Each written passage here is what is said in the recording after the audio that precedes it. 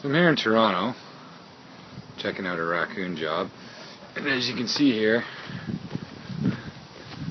he's out in broad daylight. Hey buddy.